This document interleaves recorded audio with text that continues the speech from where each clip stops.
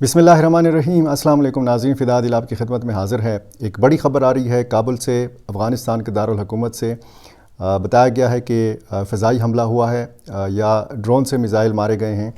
एक चलती हुई गाड़ी को पहले निशाना बनाया गया है, उसके बाद एक इमारत को निशाना बनाया गया है और इसमें मुतज़ाद इतलात आ रही हैं।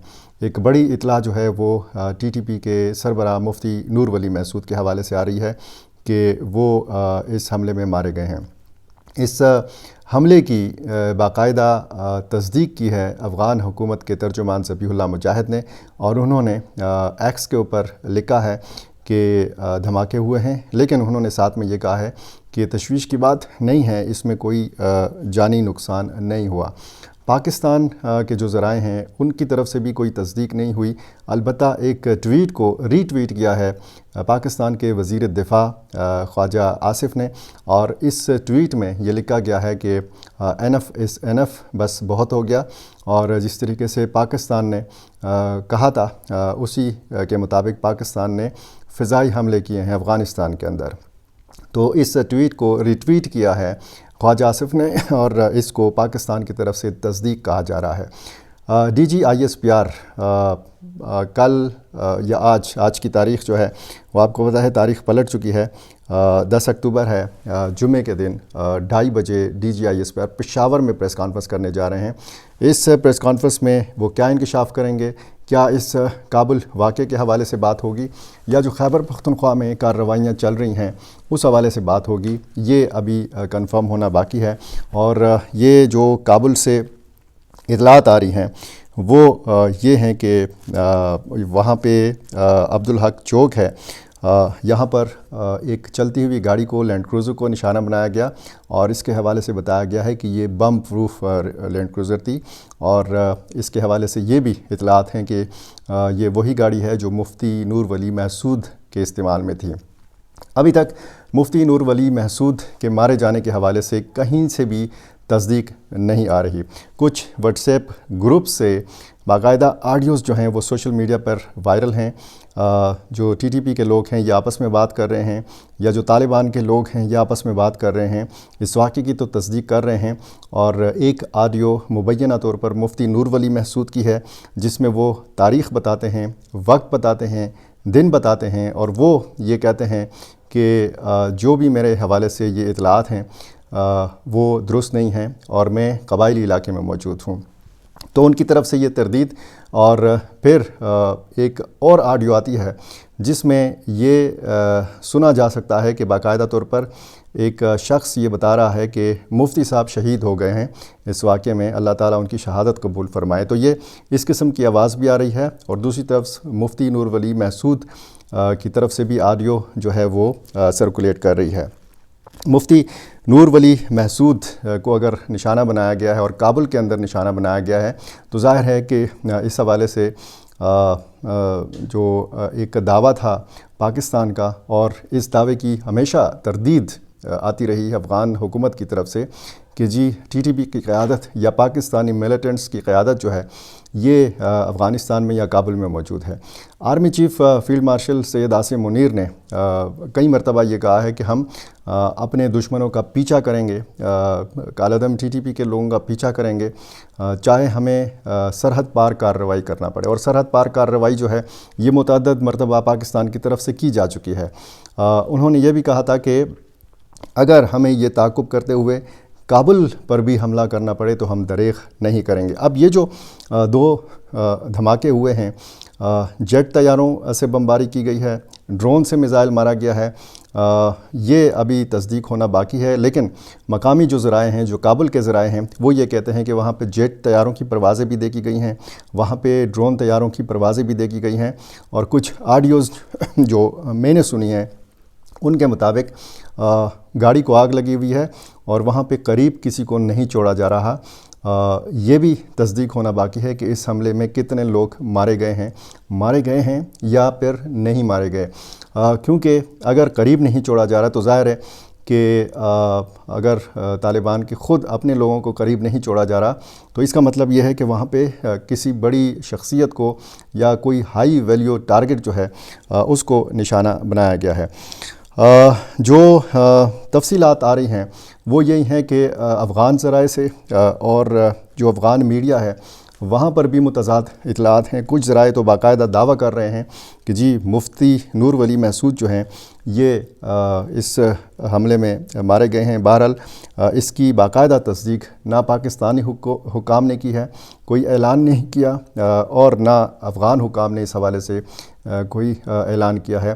ٹی ٹی پی کی طرف سے بھی باقاعدہ طور پر یہ واضح اعلان نہیں کیا گیا جس طریقے سے ایک اعلامیہ جاری کیا جاتا ہے، میڈیا میں سرکولیٹ کیا جاتا ہے، اور اس حوالے سے اس تصدیق کا بھی انتظار ہے۔ اچھا، اقوام متحدہ کی جو سیکیورٹی کونسل ہے اس کی جانب سے جمعرات کو ایک اعلامیہ جاری کیا گیا۔ اس کے مطابق سیکیورٹی کونسل کی قرارداد کے تحت مفتی نور ولی محسود، جو ابو منصور عاصم کے نام سے بھی جانے جاتے ہیں، کا نام القاعدہ اور نام نہاد داعش پر نظر رکھنے والی سیکیورٹی کونسل کی کمیٹی کی اس فہرست میں شامل کیا گیا ہے جس میں شدت پسندی سے منسلک ان افراد کے نام ہیں جن پر عالمی پابندیاں عائد ہیں۔ اس اعلامیہ کے مطابق مفتی نور ولی محسود پر پابندیاں اس لیے عائد کی گئی ہیں کیونکہ وہ انتہا پسندی کی کارروائیوں میں ملوث رہے جن میں پاکستانی سیکیورٹی فورسز پر حملے بھی شامل ہیں۔ امریکہ پہلے ہی گزشتہ سال مفتی نور ولی محسود کا نام عالمی دہشت گردوں کی فہرست میں شامل کر چکا ہے۔ مفتی نور ولی محسود جو ہیں ان کی اس اعلامیہ میں عمر بھی بتائی گئی ہے۔ اس اعلامیہ میں تو 42 سال بتائی گئی ہے، حالانکہ ان کی عمر زیادہ ہے۔ ان کا تعلق قبائلی ضلع جنوبی وزیرستان سے ہے۔ Pakistan institute for peace studies پر شائع ایک مقالے کے مطابق مفتی نور ولی محسود ایک مذہبی اسکالر اور لکھاری ہیں جنہوں نے مذہبی تعلیمات فیصل آباد کے جامعہ امدادیہ، جامعہ حتیمیہ اور جامعہ فاروقیہ سے حاصل کی۔ مفتی نور ولی محسود گجرانوالہ کے جامعہ نصرت العلوم اور کراچی کے جامعہ احسن العلوم اور جامعہ یاسین القرآن میں بھی پڑھ چکے ہیں۔ ان میں سے غالباً 2 مدارس نے ان کی سند بھی منسوخ کرنے کا اعلان کر رکھا ہے۔ مفتی نور ولی محسود نے 1999 میں مدرسے سے فارغ ہو کر جنوبی وزیرستان کے مدرسہ امداد العلوم میں 2 سال بطور استاد پڑھایا۔ مفتی نور ولی محسود کا ٹی ٹی پی کے سابق امیر بیت اللہ محسود کے خاص کمانڈروں میں شمار ہوتا تھا اور ڈپٹی کمانڈر بھی رہ چکے ہیں، جس کے بعد وہ ٹی ٹی پی کی بنائی گئی عدالت کے جج بھی رہے، قاضی رہے، جو مختلف معاملات میں کیس سنتے تھے اور فیصلے سناتے تھے۔ نور ولی محسود کو 2013 میں ٹی ٹی پی کراچی کا امیر منتخب کیا گیا۔ 2 سال تک وہ کراچی کے امیر رہے ٹی ٹی پی کے۔ اس کے بعد وہ ٹی ٹی پی سے الگ ہونے والے محسود گروپ کے امیر خالد سعید سجنا کے ساتھ بطور نائب کام کرتے رہے۔ سال 2018 میں ملا فضل اللہ کی ہلاکت کے بعد مفتی نور ولی محسود کو ٹی ٹی پی شورا نے امیر منتخب کر دیا تھا۔ مفتی نور ولی محسود کو ٹی ٹی پی سرکل میں بہت جو ہے ان کے ظاہر ہے کہ ان کے سرکل میں ان کو بہت اہمیت دی جاتی ہے، اور مفتی نور ولی محسود کے حوالے سے یہ بھی بتایا جاتا ہے کہ انہوں نے ایک کتاب بھی لکھی انقلاب محسود کے نام سے، جس میں انہوں نے ٹی ٹی پی کی بنیاد رکھنے اور اس کے بعد کی صورتحال کے حوالے سے تاریخ بیان کی ہے۔ مختلف جو کارروائیاں ٹی ٹی پی کی طرف سے کی گئی ہیں وہ ساری کارروائیاں جو ہیں یہ اس کتاب میں بیان کی گئی ہیں۔ اب مقامی جو لوگ ہیں وہ بھی اس خبر کی تلاش میں ہیں کہ کیسے اس خبر کی مزید تفصیلات جو ہیں یہ اگر اس میں کوئی ہلاکت ہوئی ہے تو اس حوالے سے بھی بتایا جا سکے، کوئی زخمی ہوا ہے تو اس حوالے سے بھی بتایا جا سکے، کون اس میں مارا گیا ہے، کون اس میں زخمی ہوا ہے، کیونکہ بتایا یہی گیا ہے کہ جی ہائی ویلیو ٹارگٹ ہے۔ اب جو جیٹ طیارے ہیں اس حوالے سے بھی کوئی کنفرم اطلاع اس طریقے سے نہیں ہے۔ یہ تو ہے کہ جیٹ طیارے آئے ہیں یا ڈرون طیاروں کی پروازیں ہیں، 2 دھماکے ہوئے ہیں، اس کی باقاعدہ تصدیق کی جا چکی ہے، لیکن یہ طیارے کہاں سے آئے، کس ملک کے تھے، یہ ڈرون طیارے کس ملک کے تھے، کہاں سے انہوں نے پرواز بھری، اڑان بھری، اور یہ حملہ کر کے واپس کہاں چلے گئے۔ تو بہت ساری چیزوں کی ابھی تصدیق ہونا باقی ہے، ڈیولپمنٹ سٹوری ہے، بڑی خبر ہے، اور اس کی ٹائمنگ بھی بڑی دلچسپ اس حوالے سے ہے کہ آج یہ جو جس دن ہوا، جس وقت ہوا، جس تاریخ میں یہ ہوا، 9 اکتوبر کو، تاریخ تو 10 اکتوبر ہے، یہ درمیانی شب ہے جمعرات اور جمعے کی، تو امیر خان متقی افغانستان کے وزیر خارجہ یہ موجود تھے ہندوستان میں، اور ہندوستان اور افغان طالبان کی قربت کے حوالے سے بہت زیادہ تبصرے ہو رہے ہیں۔